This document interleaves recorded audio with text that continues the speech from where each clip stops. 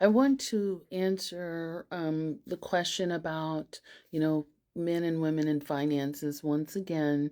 And I keep getting like variations of a comment.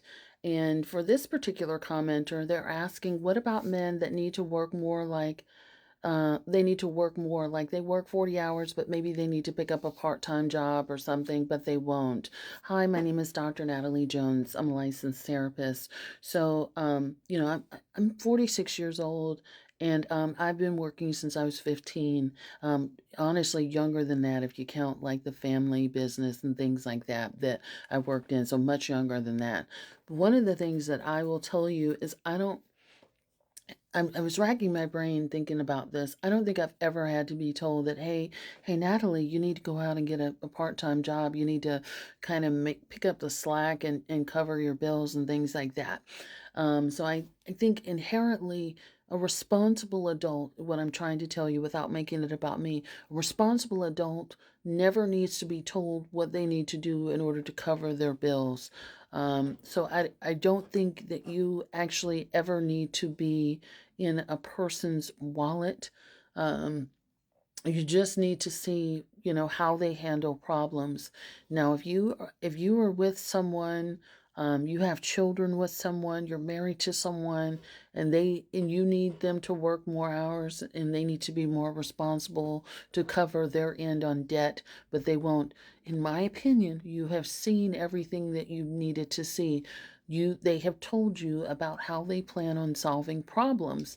Like they are not equipped to be an adult, or they expect for you to do the adulting for them and pick up the slack. They are going to do the bare minimum that they need to do and not worry about solving their problems.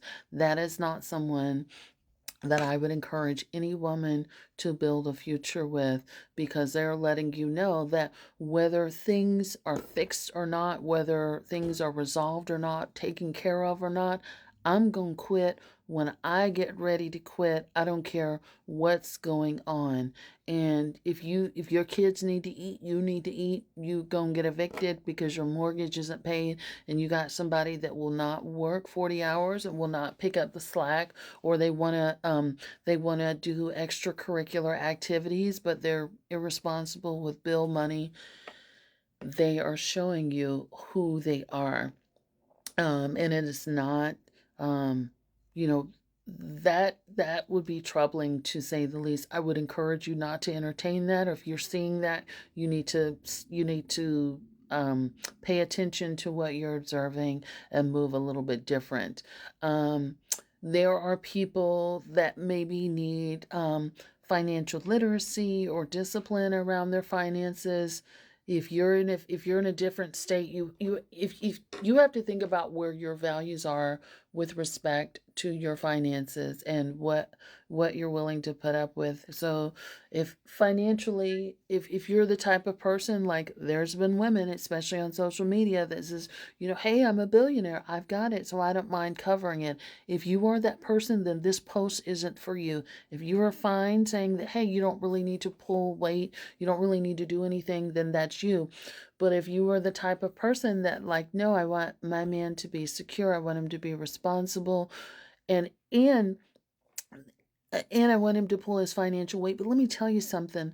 Financial health is one aspect of health in a relationship. There's other aspects of health within a relationship. And how they handle finances can be indicative of how they handle other aspects of health within the relationship. So there's physical health, there's mental health, there's sexual health, there's financial health, there's just overall stability and readiness for a partnership that you need to be looking at.